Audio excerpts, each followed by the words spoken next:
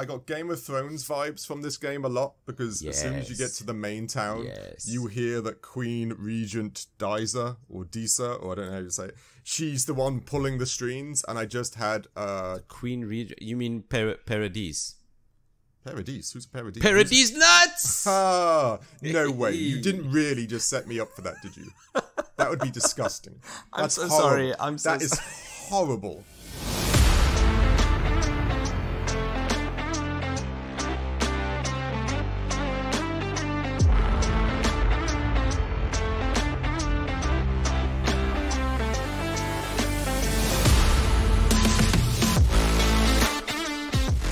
Hello and welcome back to a brand new episode of everyone's favorite podcast, the Critical Arcade Podcast. I'm your co-host, Nick. And I'm Dave. Hello, Dave. Hello, Nick. Are you well? No, I'm so tired. Well, it's almost getting to the point where it's a stupid question now, right? Because twins equals no, like, continuously. Because that's right. One baby equals no sleep. Yep, two babies equals negative sleep. I owe sleep to my bed. Yeah, it's like a Jack from The Shining, all work and no play. Yes. A bad boy. Well, yes, I'm sorry. Well, granted, I can't fix that. Nobody can fix that. You've got kids. It's going to make Did you say all work and no sleep makes Nick a bad boy? I can't remember that. Is that the sentence? From The Shining, all work, no play makes Jack a dull boy. Oh, dull! Okay. Yes. Okay. But you've seen The Shining. I have. I don't remember it verbatim, though, Dan. I've seen a lot of movies. I don't remember all the lines in it. Granted, I should remember that one. I'll give you. It's a good movie. It's a great movie. I think we've got it on our list for critical cinema sometime. Of course we should. All hail the list. All hail the list. If you want to listen to us talk about The Shining on Critical Cinema, subscribe to our Patreon. It's a good Patreon. Anyway, this week we have got something very special. Yeah, this is super cool. Very, very, very much. This is the first time we've been a part of a pre-release cycle.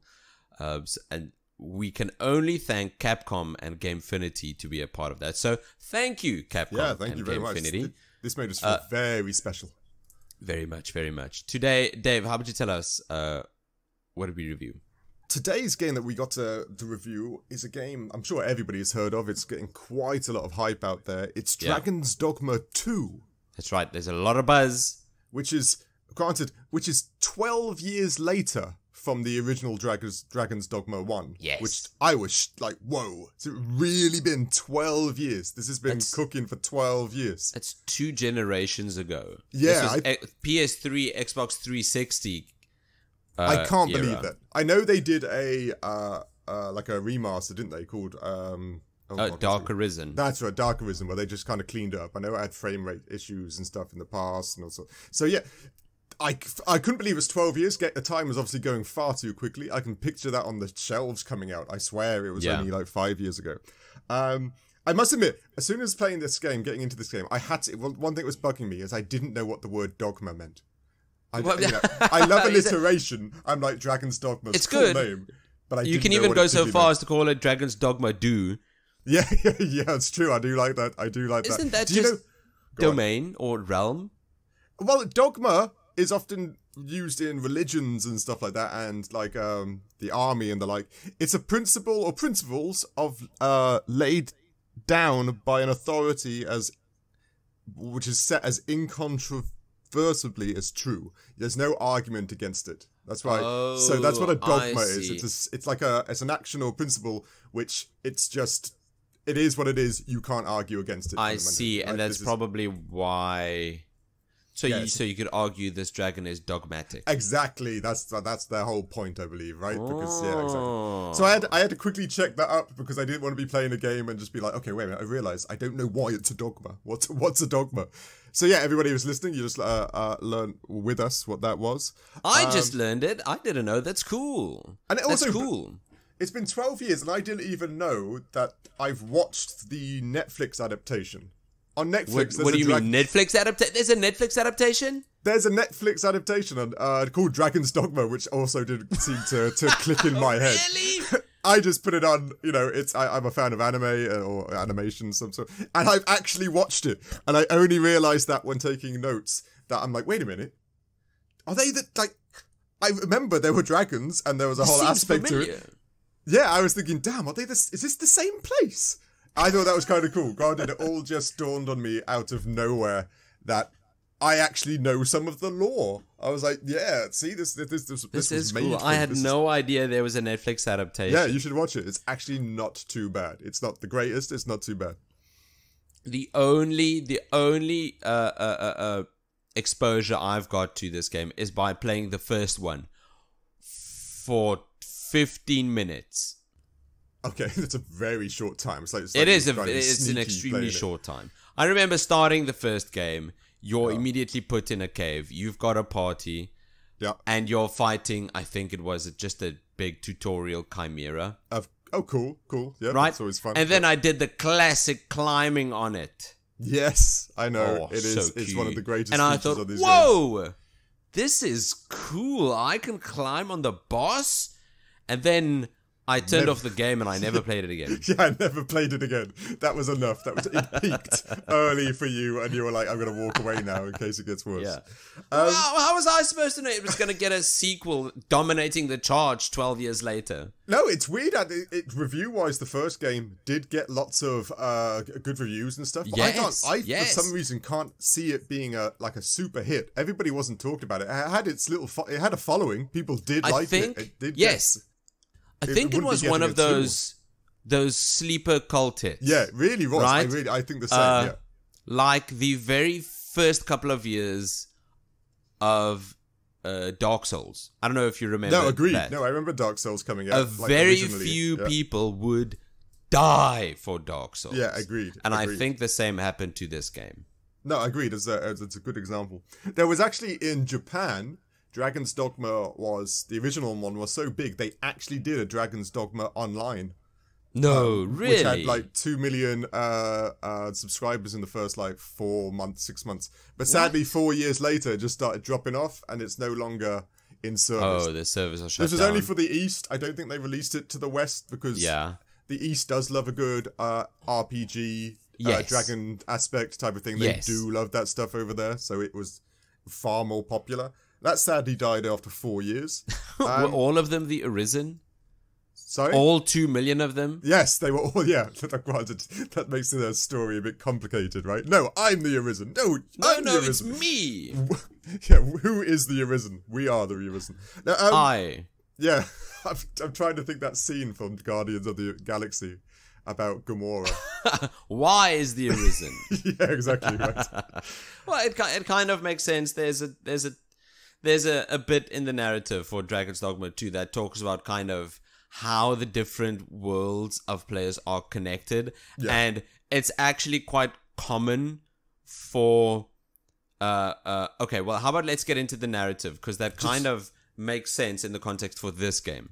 Just one more little thing. I just wanted to note that the gentleman who made the director who made Dragon's Dogma 1, a gentleman named Hideki Utsuno, he directed this one again, and he's also famous for directing pretty much all of the Devil May Cry series of games. Whoa, really? So his babies are like the Devil May Cry and then Dragon's Dogma, and I know he had his fingers in a couple of older games that aren't really super popular. That's quite the portfolio. Yeah, and he came back for this one, or was asked to come back for this one, because he enjoyed making the first one so much. Can you imagine being the person responsible for the Devil May Cry and Dragon's Dogma franchise? Yeah, that's a pretty cool thing to be. That's pretty swag walking around. Oh, by the way, did you know it is. Like Dragon's Dogma? Do you like it? That was yes. Do you like Devil May Cry? That's me too. Yes. Oh, excuse me. Here comes my huge penis. Yeah, that's just so you know who I am. I made gaming history and he's still going. He's still quite a youngish fella. So. Just thought I'd bring that. Okay, let's jump into narrative then. Yes, so this narrative, you can see from the box that this game is just trying to be a big, classic, huge fantasy epic. Well, yeah, that's exactly what it is. Yeah, exactly. Yeah, that's it. That's it. It's not trying to shy away. or trying to be something else, or it's trying to be vague about what it is. Like Alan Wake 2, for example. Yeah. Still not entirely sure what genre that is, except for horror. No, this, psychological horror, I'd say. You know exactly what this is. You know what you're getting into. Like Skyrim.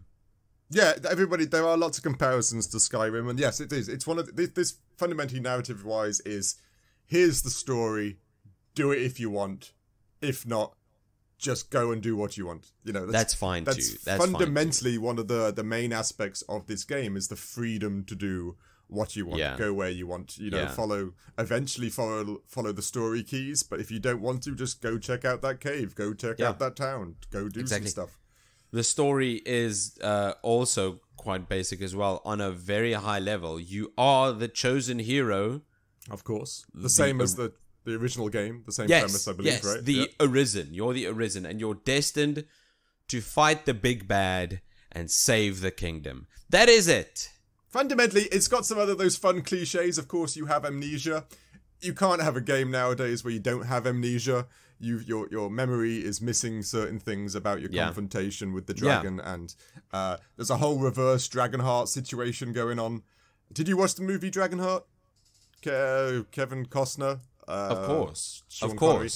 Or okay, wait a minute. I watched it years ago, and I remember the dragon sharing a heart. Yeah, the dragon shared a heart with Kevin Costner, and this way it's kind of like the other way around. Yes. He takes the heart and, I don't know, eats it, holds it. I don't know what the dragon's and proclaims this person as the new Arisen, which was cool. It was a cool scene.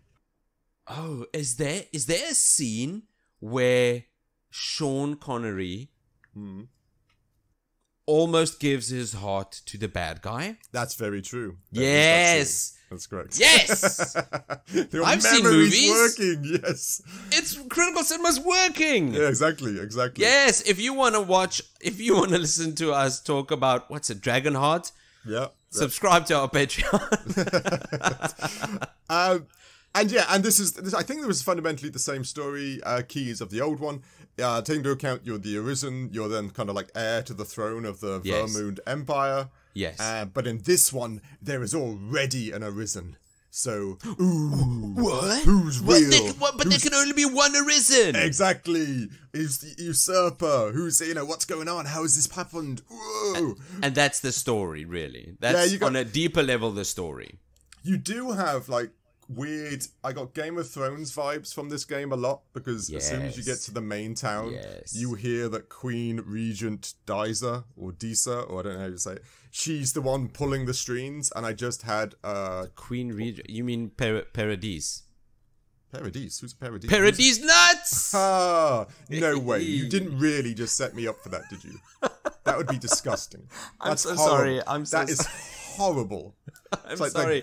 I apologize. Listeners, I apologize. It had vibes of... I get all these names wrong all the time. In Game of Thrones, I want to say it's Cersei Lannister. I don't know how to say her name. Cersei, yes. Cersei Lannister. I'm getting a lot of Cersei Lannister vibes right, it had that same vibes. I'm guessing very much. She's pulling the strings. Game of Thrones had a big impact romanticizing medieval politics, drama politics, right? Agreed, yeah. Because Final Fantasy 16 was almost the same thing. I was going to say, very Game of Thronesy, yep. And it's actually good. Agreed. Like you say, it is a hot topic now to do the old European medieval bloodthirsty betrayal, shock value, and this game does this too. And greed is a key story point in here. What people do for money and power and the like. And this does have that story arching through it. It has lots of twists and turns in regards to what's happening. It's not just all copy and paste like cliches that we were very used to. Like, oh, well, she's the queen bitch and that's usurper and somebody hiding and all this other stuff. There's some depth in there that's actually not too bad. True. I would say though that I think a game like this, not that I'm expecting much more, but is very much revolving around plot and not characters. Yes, agreed. There's actually too many characters potentially for you to actually fall in love with one or two or three or something like that. There's tons of people you meet. And the game's got multiple endings, which is always fun for those people who want to do more than one playthrough. There's so much here, not only narratively, but in all the other segments as well. There's a lot. There's a lot in this single passage. Yeah. Package, excuse me. So even if something doesn't strike your fancy, surely a couple of others will. Oh, definitely. It's one of those situations where there's a lot there and you can choose and pick the ones you like, and if it, you can go full imagination, can't you? If you're this species and you're dark and devious, you choose the dark and devious type of quests. And you can do that. You can totally do that, and you can still progress the game as you like. Yeah, this game is massive. I can't understate that. The size of the things you can do and how long it will take you. Yeah. Like, just hours upon hours going in there, like, collecting it's things good and stuff, stuff like and that. It's good stuff. I very much think this game, much like the first one, and many other games of this ilk, it's all about the journey and not the destination. Right. Agreed. Yes, definitely in this type of game. Yeah. I think you can beeline to the end, do only the main quests, follow the paths, and you can get to the end in a load of hours. But I mean, you're missing the point. I'd argue. Yeah, you're just taking the cake without the icing or whatever. Yeah, exactly. No, exactly. It's all of it. Dave, you and I were talking a couple of days ago about this game. Not too much, fans. You're not missing out. And we said we almost immediately got lost in this game. Oh, instantly. Yeah, instantly. And after I played it, I realized, oh, shit, I'm lost too. Yeah. But then a couple of minutes later, I realized, oh, but that's not a bad thing. No, that's fundamentally a bit of the point. You're exactly right. You are supposed to. That's the thing Capcom is trying to point out in this game, and a lot of the things that we've read and the release papers we've seen. There is no defined way. Get lost. Find somebody. Specify in a certain skill tree if you want to, and learn those things. It's designed for you to adventure, not for them to lay out your adventure. It really is. Yeah. There's a map, and it's got some icons, but truly the most fun I had was one bit. There's one bit. We can almost use this to segue into visuals if you've not got anything else. Yeah. There's a point near before you get to the capital, Vermont. Yeah. There's a path. Well, there are loads of paths, but on my way to Vermont, I saw a big round boulder in front of what seemed to be a cave, but I couldn't climb the boulder, and so I tried attacking the boulder. Nothing prompted me to do this. Yeah, cool. But I eventually destroyed the boulder, and me and my pawns set in, and we went into this cave that we found. And my pawns commented on this, and I was thinking, oh wow, I went off the beaten path. I found a cave closed, and I forced my way in. Yeah, which is funny for me because I don't know about your character, but I made a very small woman just because I thought it would be funny. And those boulders are massive, and she could just break them with her feet. I was like, that's right. I like this world. Everything is. But yeah, same. I found some of those boulders and some of the things that are shockingly destructible that you didn't really kind of like. Whoa, okay, didn't know that. Oh, and go on. Just some of those, and a big boulder that you could roll down a crevice to roll over some I actually died that way. You died? I died by goblins rolling down like an Indiana Jones moment. I didn't see it coming, so it just crushed me. It was funny because they won that round. I'll give them credit. They got me that round. That was kind of cool. Oh, you sneaky goblins! I'm a really big fan of an entire open world that's not holding your hand, or it's so extremely super obvious where there's a quote-unquote secret. Yes, very true. Right? Yes. Or it's cave. Shining or something like that. Skyrim, I like Skyrim. I think it's a lot of fun.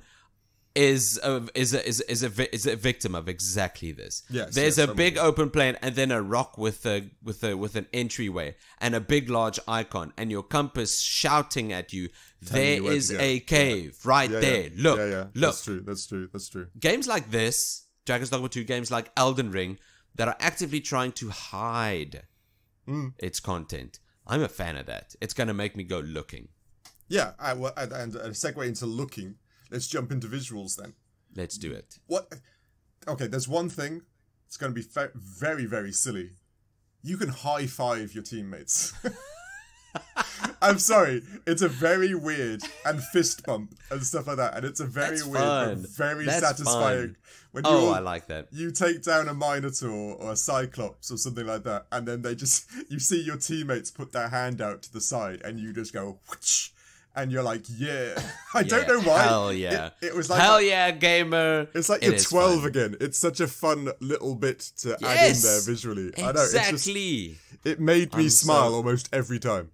So, after you get introduced to the pawn system and you make your way to Vermont, you can kind of kit yourself out to go on adventures. You make yourself a party, you buy and create everything you need, and then you go adventure. The game doesn't tell you to do this. No. Sorry, what I'm trying to get at is I spawned in a couple of pawns. Sorry, I'm thinking about this now. How the system works is everyone makes a pawn, and then your pawn, P-A-W-N, becomes available for every other player in Dragon's Dogma 2. That's right. So my pawn is available to anyone else. Dave's pawn is available to anyone else. And with everyone's pawns available, you can make yourself a party of 4. Your pawn, and 2 other pawns from someone online. Yeah, that's correct. You can make your own party of pawns. So I made myself a party. I was a warrior, a fighter. I got myself a nice lady archer. And then I got a big beastian warrior. Yeah, the tank man. But my favorite party member was a pawn of a very pale gentleman with his red hair gelled up into the air, and he's got 3 pink stripes all across his face.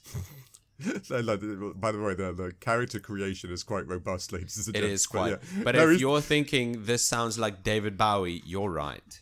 Did they actually call it David Bowie? Yes, the mage in my party was David Bowie. That's so cool. So I know. There's so many more inventive people than I am out there that somebody thought, wait a minute, great. I have to make David Bowie. It's the only thing I can do in this game. I must make David Bowie. I love that. It's so excellent. I immediately employed David Bowie to be my mage. I got a big beastian fighter, lady archer, and the 4 of us was just hamming it up. that's so great. Cool. I was high-fiving Bowie, fist-bumping Leo. That's right. Good stuff. That's a lot of cool. The other aspects, I know I've played Skyrim, I've played other games with dragons in it. I can't remember what they are right now. Skyrim. The dragon in this, the main dragon, I'm sure he has a name. I'm just going to call him Dragon. He actually looks proper creepy and sinister. He's they've elongated his face and made his features kind of almost human, but dragon at the same time. I thought the dragon was creepy as hell. So you told me this dragon is looking proper disturbing, but I've not seen him yet.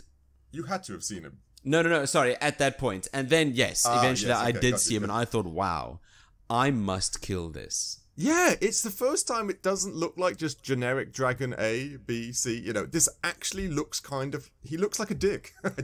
Not physically, he looks like someone you should kill. I don't know what they've done or what they've done to his face, but it's the first time it's not just generic dragon shape. It's really a sinister looking thing. I presume he's the bad guy. I'm not entirely sure. Yes, I mean, this is the game's Dragon's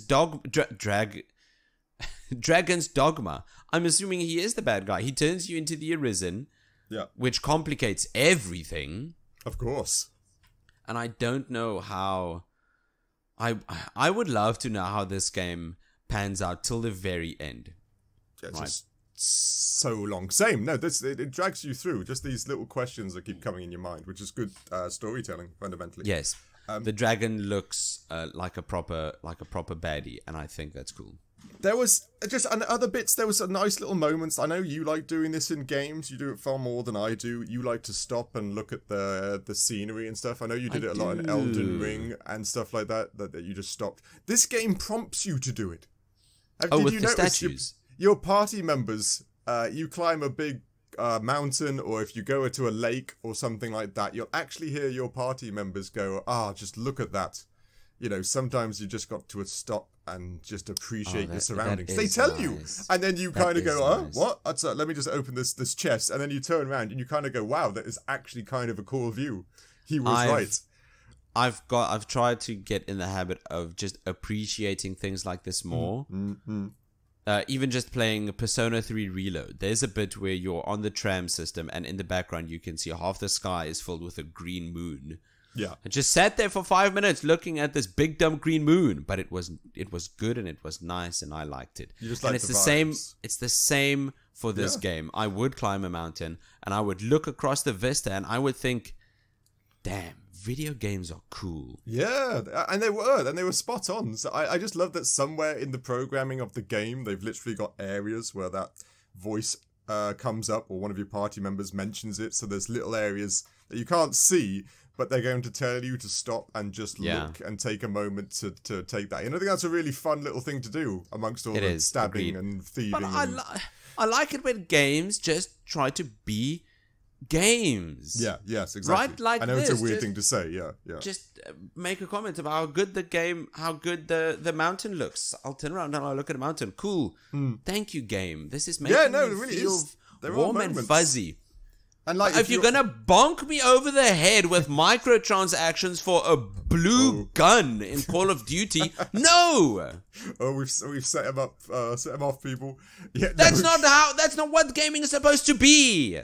That's very true. Very true. If my pawn, I called her Jail. If Jail can make a comment of how good this tree is looking, I'm gonna high five Jail and say, "Yes, Jail, it is." You called your pawn Jail after escaping from a jail. jail. I called her Jail. Like, just because it was the thing you saw when you awoke. That was like, it's like the, what Indians do, Indians, right? They call it first thing they see when their child's born or something like that. That's why they're called Dancing with Wolves. You called, I have made my pawn. I shall call it Jail. Jail. Bars. Incarceration. No, sorry. Did you spell it jail as in J or as in Geol? No, I spelled it like someone who's never spelled jail before. Jale. Oh, you're fun. You're trendy. You're mixing it up there with the names. So, I really like it when games are trying to just be a good ass game. Yes, and yes, making a comment about how good the game looks and then making me realize, yes, game, you do look good. Yes, I like thank that. you. Thank you for... Okay, did you... Now, ladies and gents, I've actually got a background in the restaurant industry. I've done a few years. Did you cook food when you're out camping in this game? Ooh. No. No. Okay, No. This I blew set my up mind. camp and I immediately went to bed. Yeah, people. Yeah, you could cook food with like most computer games. You get a buff, strength, defense. It depends on what food you eat, right? And I swear to you, and I'm not sure, this had me so on the edge that the videos when you cook the food could be real. When they that little, Monster Hunter had that. Yes, big, Monster Hunter saw World. the It gets cats, lauded for its food. Yeah, great food graphics, and the cat's making it looks great on a plate. And there was a lot of times you get skag meat or something, I can't remember what it was, and they put it in a wok and under flame, and you see it, and it's sizzling in the pan, and it's got the fat is rendering on it. And I did it a few times. I'm not sure if that's just amazing graphics, or they actually took somebody with a wok and put some cuts of beef in it. You've got to go look at it. It's crazy. Damn. It looks real, like proper Wow. real. Okay, I'm definitely gonna. Capcom, what black magic? It's weird that I love it. It's weird that they everything else. Oh, we have to make the food hyper realistic. That's our main goal here. We're gonna do Somehow, I don't know how. how. Capcom's been on an incredible run for the past, True, I don't know, very 6 or 7 years. Yeah, that's very true. Right? They've been upping their making game. hit after Oh, hit. yeah. The Resident Evil remakes. Yeah, of course. The Monster RE Hunter engine. World, Monster Hunter Rise, Devil May Cry 5, maybe not Exoprimal. Yeah, maybe not so much. And this now? Dragon's Dogma 2? Capcom? Really? Like you say, it's impressive. Everybody who plays the game, seriously, I want to know if that's real food. It bugs me because it looks delicious what? to start off with, but it Dave, looks so real. if there's anyone who would know, it'd be you. Yeah, but that's what bugs me more, because I also don't want to find out I've been tricked by super graphics. So, you know, I swear to you, I walked up to my TV and I looked at it and I kept looking at the fat underneath, and then I looked at the fat of the cut of beef by the looks of things. Whoa. And I was thinking, is the top real? Because the bottom does look like it was. Seriously, it's a weird thing to say, but their graphics with the food is either amazing or it's real video of it. Like HD video. would. Okay, I mean, just because of Monster Hunter World, I'd argue that the graphics are just amazing. Yeah, it really could be. It really could literally, and it makes you hungry. You see real food cooking in front of you, be it even if it's imaginary meat, it still makes you hungry. I was jonesing for some steak after watching them eat it. It was really good. It was surprisingly really detailed. I liked it a lot. Have some virtual chicken fillet. Yeah, I actually looked forward to finding other meats to cook. It was all mainly just deer and venison and stuff. Now I really want to cook some food. You should. You should look at it. Too. You should look at it. It's crazy. Okay, before I get even more hungry. Yeah. My final point for visuals is, while all these other things are looking very good, I think the graphical fidelity is quite high. Yeah. I think the game is a bit desaturated. How so? I don't think the colors are popping as well as I'd like them to. The town, the forest, everything kind of looks a bit drab, gray and brown. Which I know it's how things do be looking like. I think I would just like for the colors to pop a bit more. It's one of those things I was reading an article, I can't remember, on the internet somewhere, where people pointed out that because PlayStation 5's been out for a few years now, they're starting to get the build work for the PlayStation 6 and stuff like that. So people aren't really developing the PlayStation 5 engine much anymore, because it'd be moot. It'd be moot because the next generation will be the next one. So I've heard stories that basically what you got on here today for the size of the game is basically as high quality as you can get with everything else in it, audio and stuff like that added to it. Maybe I'm wrong, but I have heard that they're slowly moving on to the next generation, so they're not. I really hope you're wrong, because we hardly even started. I know, it feels like we've only just got into the PlayStation 5 good stuff. But anyway, yeah, that's a conversation. Yeah. Okay, audio then on its own. Yes. Wait, sorry. Before we move on to audio, go on, visuals. apologies. I think the presentation could use some slight work. Oh, how so? What part? When you talk outside of cutscenes, when you talk to, let's say, Brant, for example. Yeah. He'll be giving you some very important exposition. Oh, very much so. Yeah. And it's happened a couple of times. You'll be getting very important exposition, but it'd all come across by you standing in front of this NPC, and all that's happening is his mouth is moving. Oh yes, that's very true. That's very true. I'm with you. That's it. Yeah, there are, like we said with much other things, you can see where their passion went and where their passion tapered off a bit. Agreed. Yeah. I just wish there'd be, just a bit more presentation done. I'm nitpicking. There are other parts that are exceptional. Agreed. I had another thing kind of like that same thing. I don't really know how you fix it. Yeah. I noticed that if you had somebody or you were following somebody, it was part of their daily routine, because you have a night and day aspect to this. People move and go to bed and stuff like that. I was following someone and then they just disappeared. So I guess the end of their route had ended. They started from A, got to B, and then maybe they restarted it or something. But I thought that was a bit... I don't know how. I've not seen things like that in, say, the Grand Theft Auto 5, say. Everyone's got kind of a defined route, or did they just restart or just go in a circle so that they stay moving, I active? would have thought... They, like Red Dead 2 did that. Yes. Yeah, exactly. Those types of games. These people... On one or two occasions, I literally saw them fade into nothingness. And I was like, oh, he's gone. I guess he's back at Station A where he started or something. Which was different. Like I said, it's not easily seeable. It's not a big problem, but when somebody just disappears from your game, you kind of lose the immersion that you're in a world and you're reminded you're in a video game. Definitely. I know it's nitpicking. I didn't even notice that. It's nitpicking, but yeah, it's a thing. All right, now let's move on to audio. Go for it. I think the music is great. The soundtrack really is time appropriate, using instruments from the medieval era in some cases. And I think that's good. I think that's great. I've got no complaints. I've got some weird. It's not really sound.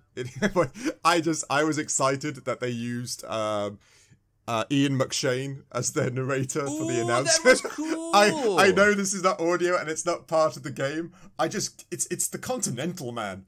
I know he's famous for a lot of other movies.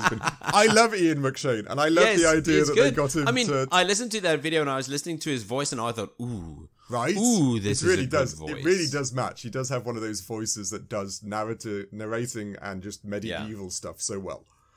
Sorry, it's just I wrote it down. I know it's not audio, but I just loved the idea they chose him for it. I just think it was a great. Of course, no, that was an excellent decision. It's weird though that they would get someone to narrate, but they would still commit to having a silent protagonist. Yes. Come on. I know. Can we move past? I know that is please? A bit unnerving. It sucks. Yeah. I understand there might be things we don't know about it. I don't know if you've got 100 million lines other people speak and your protagonist, that means you need 200 million replies depending on what they say to you. I can imagine. Guess. But Fallout 4, it's all that always comes to mind, right? Exactly. It's an old game and that had tons of lines. And every single pawn has got comments when you're traveling. Oh, all the time. And there are many different voices for those pawns. Oh, yes, no doubt. Loads of them. Yeah, I noticed that too. I don't... Are they trying to stick to a tradition that the first game had?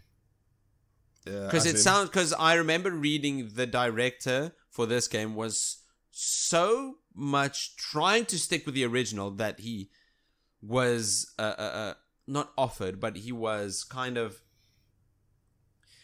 There was an idea floating around to make this game multiplayer, right? That you could party up, and then you and your three mates could be the party of a Arisen. I can see that it's got the structure for doing such a thing. Yeah, and that would sell this game 10 times over, even more. But I was reading that the director shot that down because it would be disingenuous to the soul of Dragon's Dogma, the first game they made. Yeah, it's not a multiplayer game. No, true. We should not be forcing it to be. No, that's true. You shouldn't try to so it just does sound it like this guy's trying to stick to what Dragon's Dogma is, and what Dragon's Dogma has is a silent protagonist. But it's dumb. It is annoying because we got so many examples where they don't. Like, even Baldur's Gate, you're a silent protagonist, which is frustrating for me. Because I agree, I love being able to talk. I love to see the banter actually in real life, not just selecting the line and then hearing the retort to it. There was another thing to me. Now, I am from England, ladies and gents. I'm sure, hopefully I've still got an accent of some sort where it denotes it. Playing this game, I'm pretty sure they were making up old English words. I swear, even... I'm no expert, I'm not, but I swear they were listing words and I'm thinking, that's not a real word. That can't be a real word. And like, they give you like hast and thou and thee and stuff like that. That's fine. I'm with that. But I'm swear they're just thinking, oh, I've never felt so abeliated. I'm thinking, that can't be a word. Or I'm just completely verstooped. And I'm thinking, no, that doesn't make sense. Stop. Oldie-timey. I like Shakespeare. I like building a world around that type of narrative because it's got that whole like old European vibes. It's based on Sicily. The original game was, and I think it comes through in the second one too. But I swear they were using words that don't exist, just to because they use the term. Have you noticed if you're male or female, they still use the word sir as in ser. Ser, right? That's right. Which is only actually used in science fiction and fantasy novels because of the ambiguity of cat people and lizard people and bear people and the like. So that's kind of a science fiction made-up word. It does exist, because science fiction has made loads of words that are now in the English dictionary. But it's not actually seen as a word yet, or at least not that I could find out on the internet or the Oxford Dictionary. Okay. It's kind of a sci-fi. Recognized. Yeah. Oh, wow. I had no idea. Yeah, no, I thought it was kind of a cool little thing. But I swear they're just, sometimes the language they're using, you just think, what are you trying to say? Maybe it's me. Maybe there are some English literature majors out there, or professors or whatever. They'll listen to this and go, wow, that's spot on. What an excellent use of the word. Oh, good job. Good job. But for me, even I was getting confused with what these people were trying to say. Were they sad? Were they happy? Were they lonely? I don't know. Well, but it was fun, I suppose. It immerses yourself it gives you that weird isolation. I don't understand the language, yeah. It could also be that the language was still so new. People were making up words. Yes, very true, very true. And right? I later on in the game, there are actually regional accents and stuff with the way people speak. So that's so kind of good. cool. This game is so big. No, they put some interesting things they focused on, so it works really well. While I didn't have an issue with the vocabulary of this game, I did have an issue with the actual voice acting, or lack thereof. Yes, I understand what you mean, yeah. I think the voice acting is passable in some cases, laughable in others. Near the start of the game, there's a guy you meet who eventually dies in a pond. Yeah, he does. But I couldn't stop laughing. While he was dying in said pond, he was having a leisurely conversation with you. That's true. Giving you some exposition. That's very true. It's not like he was on his way to die. No, he was mid-attack in this pond. He was being eaten. He's busy unaliving, and he was having a leisurely conversation with you, explaining mechanics and exposition. Well, I do think there was an aspect to that. Am I right in my understanding that pawns also respawn when they die?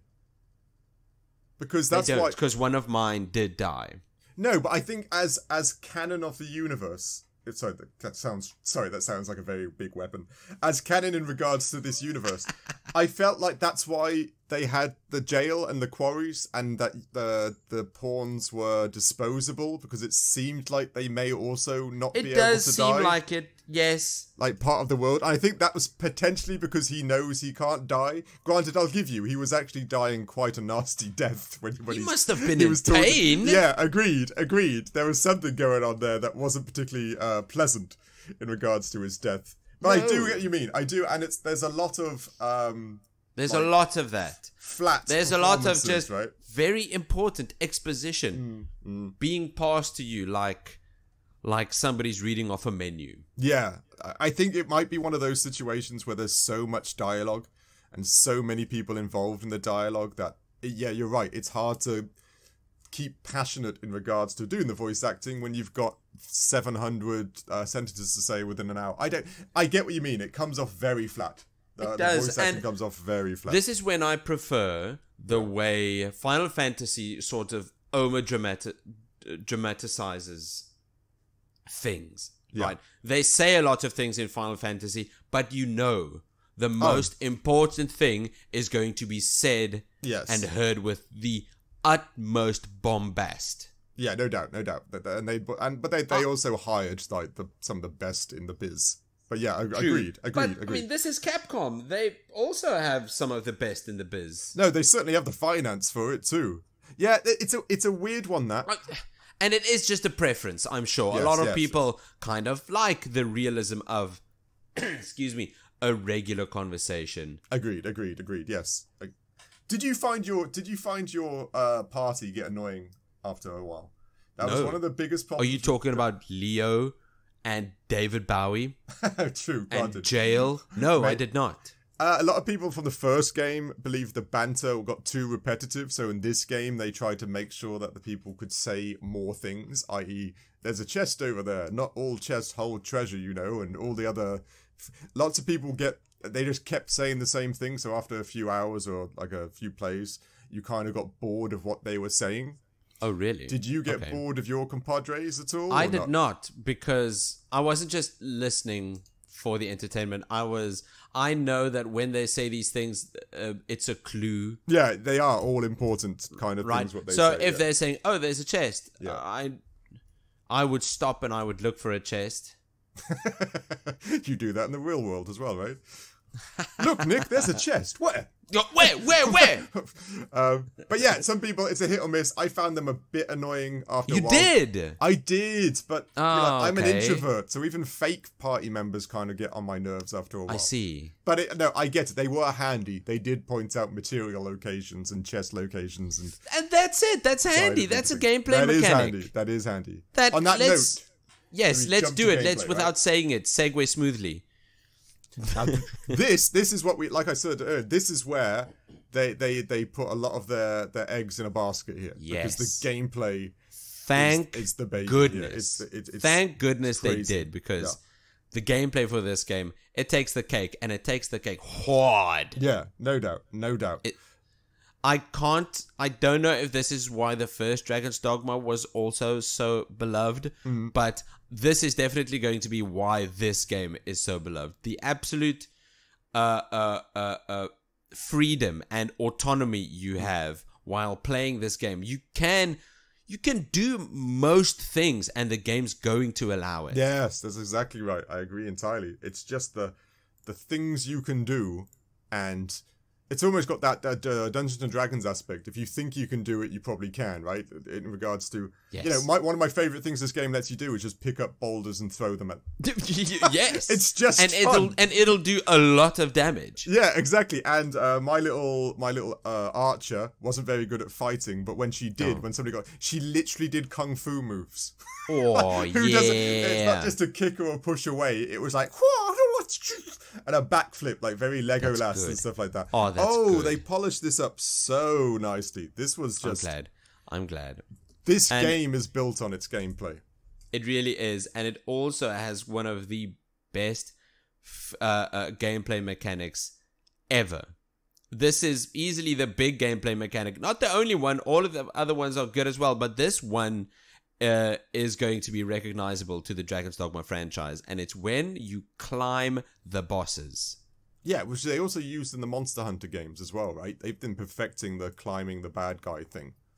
I think so. Monster Hunter, you could grapple hook onto the bad guys and stand on their necks and stab them as well. But yes, sorry, continue. I just know that they are the first place in regards to jumping on monsters, right? This is their thing. It is so fun. It's an entirely different feeling when there's a big Medusa creature absolutely destroying the excavation site. Yeah, you pick up a sword and you climb onto the Medusa's back and you start slashing away at her neck. But it's not like she stands stationary. Exactly. She slithers around the place and you're slithering with her. That feels weird and cool. No, it was. That, you know, later on in the game, there's a great move your fighter can learn where if you call it out or something like that, he boosts you up with a shield. So you run in, he's got the shield, you jump on the shield. It's like Marvels and he boosts you up into the air and then you grab the thing by the neck or the head. I didn't know that. There are so many cool like in-game fights or techniques that you can learn that just make you go, hell yeah.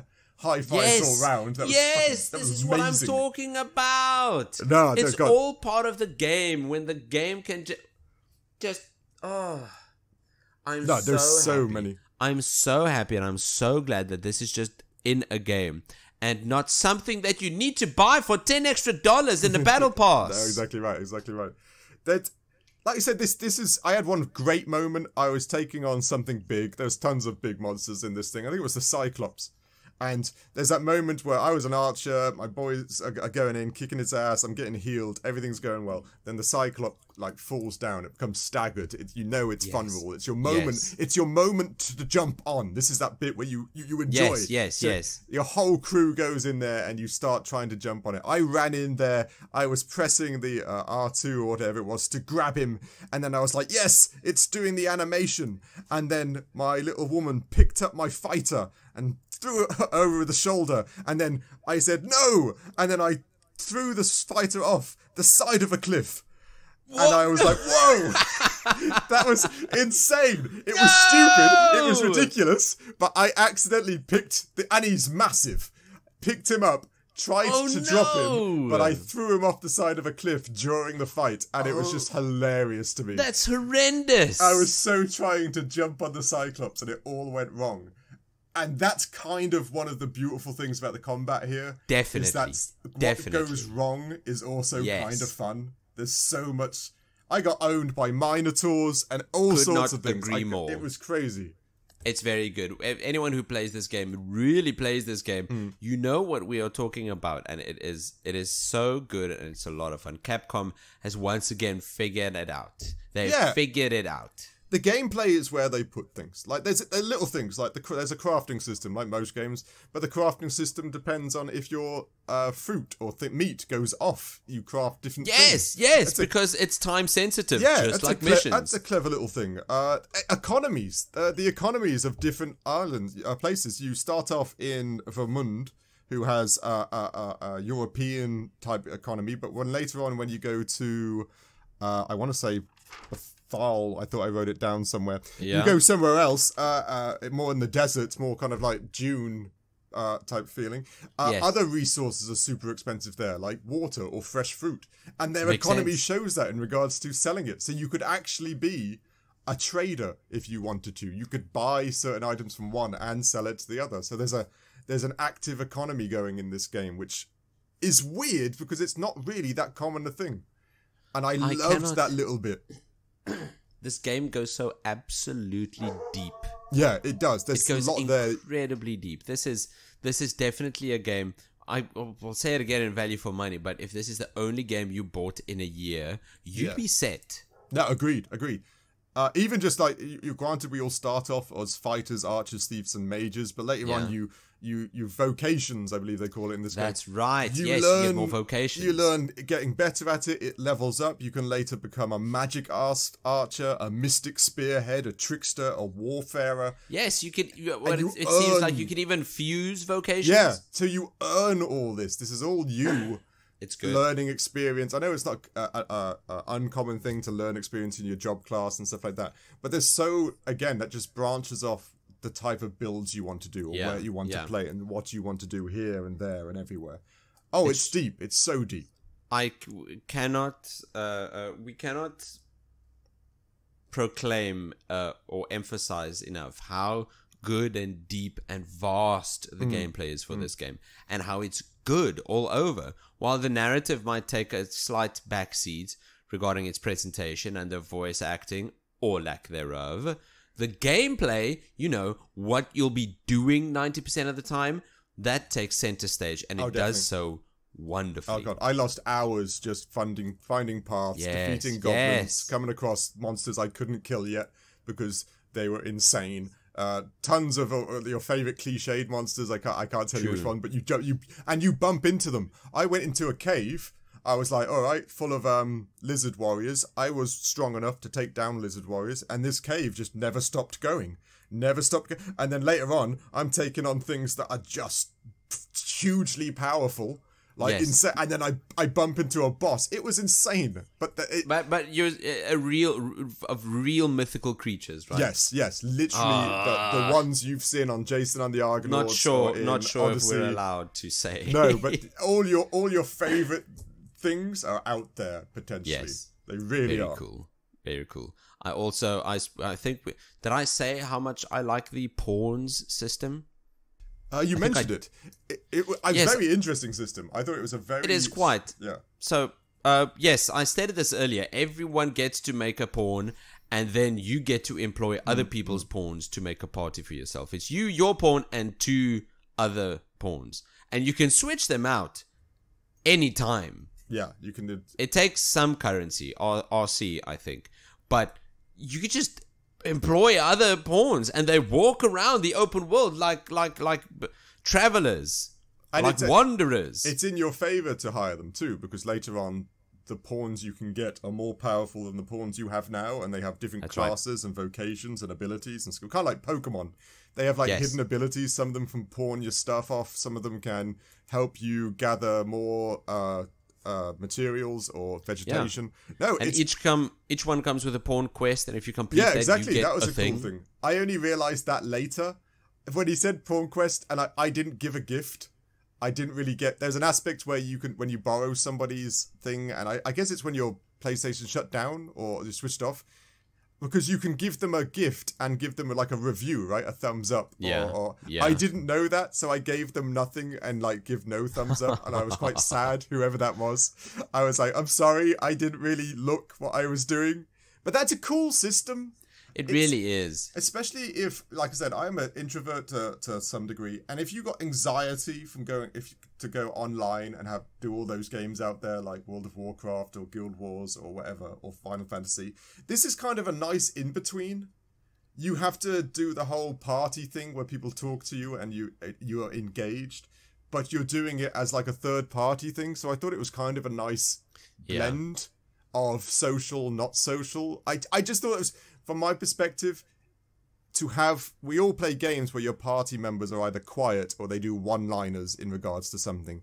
These party members are alive, which is kind of different. I have not played a game where they're actually alive. It is. I do love it. And no, I've also not played a game that uses a system like this. It is just good. Yeah. It is good. And I'm starting to like the innovations that modern gaming is trying to do. Agreed. Like the stratagems from Helldivers 2. Yeah, no, very fun. The pawn system in this game. Yeah. I'm really liking some of these innovations. Yeah, you can see the companies that are trying to push the benchmark a bit further to what gaming should be, right? And yeah, this game is one of them. And Capcom is quite good at doing that type of thing in general, in regards to just climbing on monsters. We've been playing video games for years.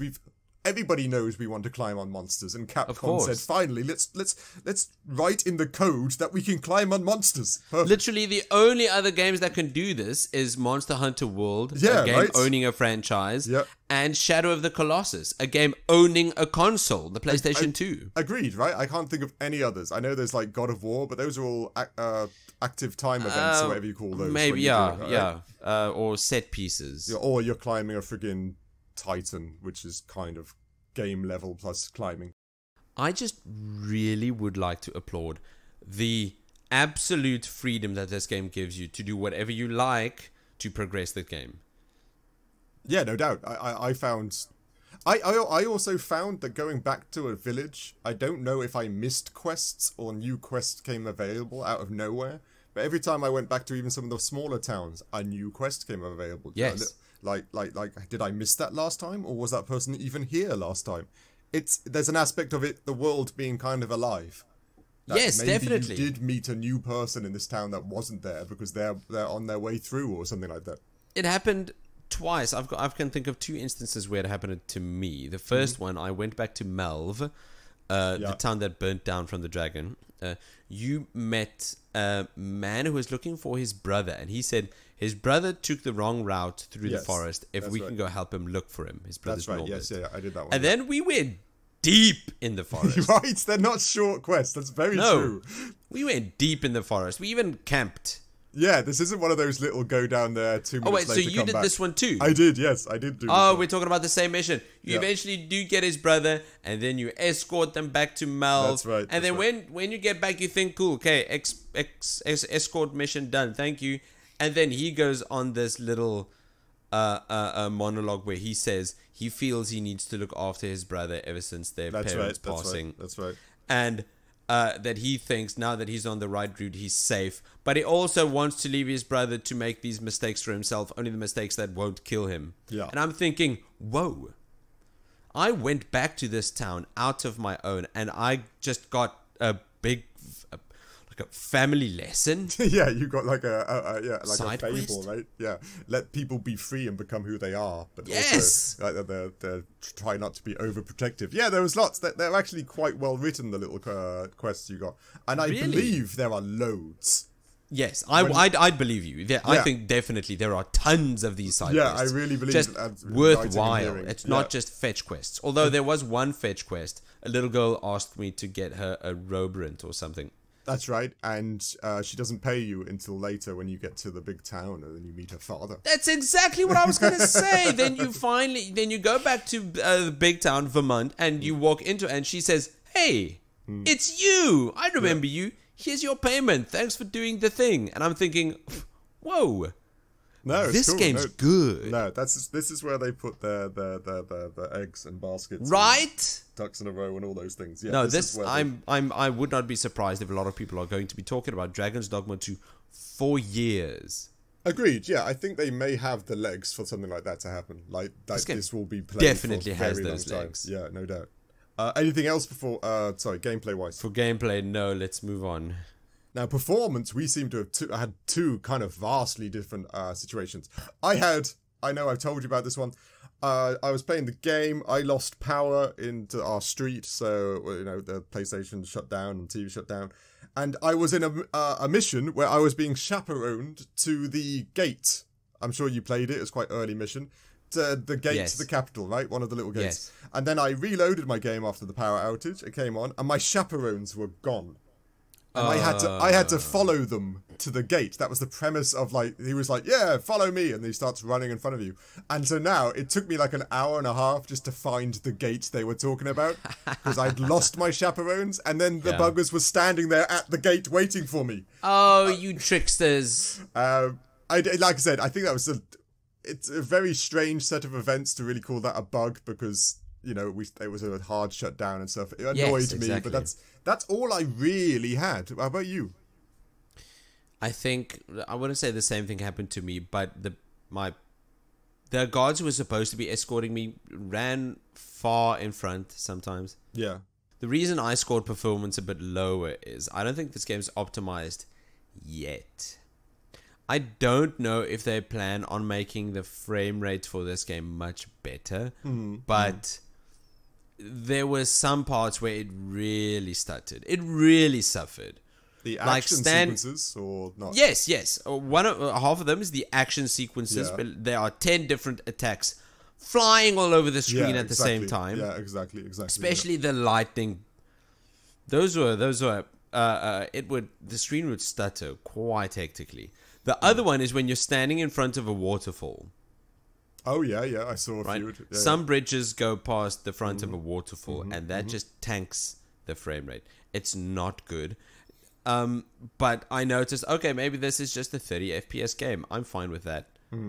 But then I looked to this, I saw it's nighttime, and I looked at the stars. And only after looking at the stars for a couple of seconds, I realized, wait a minute. If I look up and there's nothing on screen, all of a sudden the game is a very high frame rate. I wouldn't say 60 FPS, maybe 45, but that's the only time I saw the game run at a high frame rate. So as soon as you started looking at the foliage and the trees of the forest, you could see it go slower and slower. Like yes. I'm with you. So I'm not a big fan of the frame rate. I think that still needs to be patched. Yeah, I agree, because I was just thinking, like you said, you were just saying then, like you got 10 attacks all at once, and you're seeing a lot of animated things on screen, and so you can understand that it was a lot of push. But then I do think of like Helldivers. If you think that they're on your screen, you've got 50 bugs, you got strategies coming in, 4 of you coming in. There is so much happening on that screen, and that runs smoothly. Yes. Why would this game not be able to achieve the same as that game? Right? I don't know. Yeah, no, you're right. It's a good point. It's a valid thing. I didn't see it too much. You're right, it does happen. There's no doubt. Especially in the boss fights, I saw a definite frame drop in regards to it's doing one of its big AoE attacks or something like that, and your team trying to get out the way. You could definitely see it slow down. But hopefully, like you said, they can patch this out. That's it. They can patch this out to work better. Then in a couple of months, it should not be a problem anymore. I'm hoping for that, and I do think it will happen, because we've no reason to doubt Capcom. No, exactly. They kind of do the right thing most of the time, generally. I believe, kind of. The other issue I had with performance is the climbing mechanic is super janky. Yes, I agree. It's very makes me sad janky. Saying it. It makes me sad. It does. You can climb. You can do it. Yeah. It's not the easiest. No. But it's just the inclusion of a climbing mechanic as robust as this is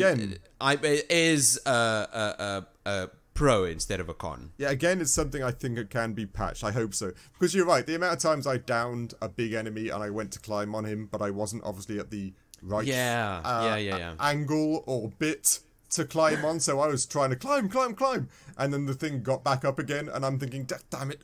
You know, that was now? my moment. All of a sudden, exactly. I'm upside down. Oh, now I'm on his elbow. Yeah, it's fun. It is a lot of fun, and it's like I said, if you ever get the opportunity, definitely climb on them. Yes. It's the best. Do it. But yeah, it is a bit janky. There's no doubt. Yes.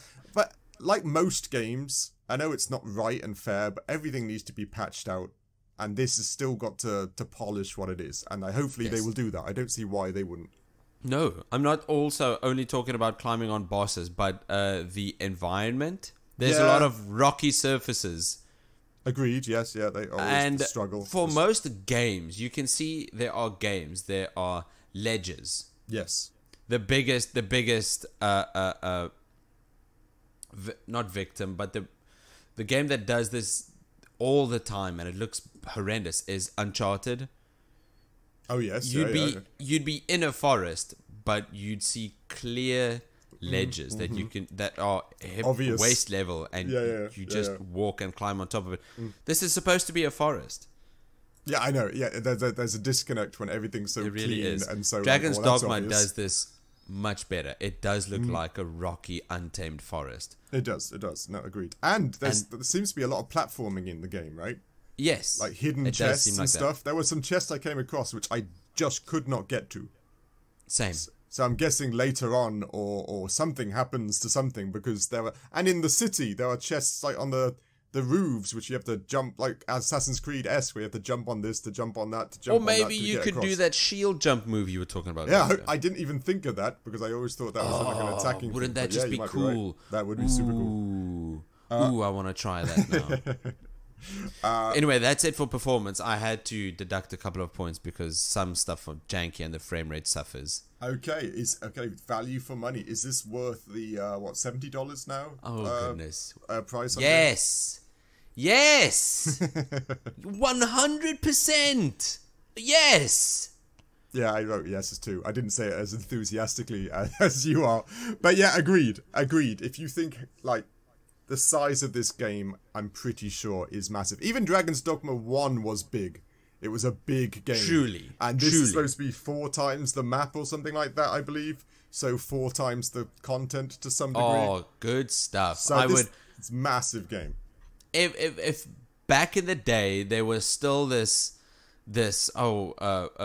running trend of only getting a game for birthday or Christmas. Yes, correct. Yeah, we've all been if there, you would get this and only this for Christmas, it would last you until next Christmas or your birthday.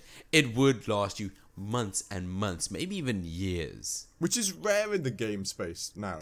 It definitely is, because if you want a game to last you years or months, you need to buy the battle pass. You need to get all the microtransactions. Do it, because we want your money. It's true. No, there's no doubt. Even playing this game, we played it for a good number of hours, especially if you combine them, and we were barely scratching the top.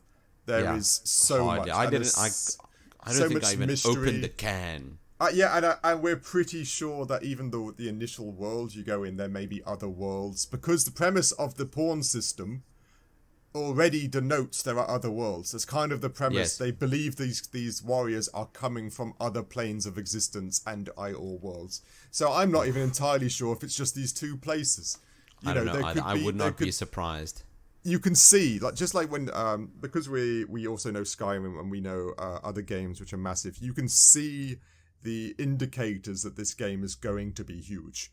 Just the distance you travel to get to one area and another, all the quests, all the things you can have, all the grinding for certain gear or weapon skills and changing class. This game is huge. It is colossal. If you're going to put down $70 on something, this is where you're going to get your bang for your buck. Yes, get something there. Absolutely. Now, granted, I don't think a lot of people's tastes would align to this. If you like football games, yeah, of course, by all means, play football games. If you think you might like this, you would. Yes, agreed. If you're that so inclined to play the adventure games, be it Skyrim and all the other ilk, you're right. This is definitely down your avenue and likes. So yeah, I would go for it. All I've got is positive things to say for value for money. Yeah, games are expensive same here. nowadays, I scored this at 10 out of 10. Yeah, this is worth it. Regarding all our other scores for this game, they're all very high. Dragon's Dogma 2 I'm anticipating to be a very successful game. I hope so, because there's been, as we all know, ladies and gentlemen, there's been some just crap coming out lately. Yes, there's been some bummers. Yeah, even the Star Wars, and it rhymes with Schmurside Schmwad. Yeah, Schmurside Schmwad. Oh, and the Star Wars Battlefront. Right? Yeah, come on, that was like a classic. How do you screw that up? And they did. They just screwed it so hard. How? Those games are already made. I know. I was so upset because those games were again part of my childhood, and they really just obliterated the look. No, that is disgusting. That's exploiting people's nostalgia for a quick buck. And that's what I know. It sounds weird, and we keep saying this is what kind of makes the value for money for this game so much better, because we are surrounded by some horrible exploitive games or bad launches or just no games with no guts to them, just shallow games. And then Capcom in this brings out a game that's kind of like of old. I know it's weird to say, but you think, yes. No, you're right. Yes, of old would be the perfect everybody way to look at Capcom. You can still do it. Baldur's Gate, you can still do it. These are the games people want. You can. This is where it's at. But somehow a very big chunk of the market are stuck at your FCs, your Call of Duties, your Assassin's Creed. Agreed. It's kind of like this miasma of just, like you said, just focusing on money and not the game itself. Unfortunately, I think even GTA 6 is going to have its fair share of scummy business practices. I think you might be right, but I kind of hope not. But yeah, I think you might be right. I just hope not. Because that's going to be the be-all, end-all for a very long time. That's going to be a sign if that's all full of nasty crap. Yeah, anyway, we digress. Anyway, our scores for Dragon's Dogma 2, we got them all together. Oh, and we had a nice little customizing session. We gave this one red hair. We gave this one freckles. Oh, we gave this score just big round shoulders because it's funny. But all of our scores eventually got summoned to another Arisen's world, and they all got together in a big party to form the letter grade rating of B, which is excellent, but lower than I thought it'd get. It's a little bit, but like you said, I know it's a weird thing, but it's the world we live in now. When this game gets patched, that's going up. That's an A game. That is it. It's just sadly the world we live in now. Games come out with the different PCs everybody's got and all the other things. Yep. They're always going to need a patch. Yes, all games are. So at the moment, this is a B. But it's got if they do, I'm sure they will patch it. This is definitely going to go up into A tier. Definitely. I also think maybe the voice acting isn't so great. The presentation can be fixed. But this game, when it's patched, this is easy. A good time all B+, A-. Agreed. Also, you shouldn't care about the scores. We don't. No, we just try it's not important to guide you to a good time or not. But like you said, it's all subjective. You like this type of game? Sure. If you're a football game player, then it's probably not for you. Yeah. If you like Critical Arcade, you should subscribe to our Patreon. Very true. But thank you for listening to this week's episode of the Critical Arcade podcast. If you'd be so kind, you could leave us a review on whatever platform you're listening this on. We'd appreciate that mightily a lot. Mightily a lot. Yeah, that's a large amount. I'm sorry. I'm getting my new vocabulary from Dragon's Dogma 2. I blame Dragon's Dogma 2. Yes, it's destroying how you can say words. It's thy words are fallen.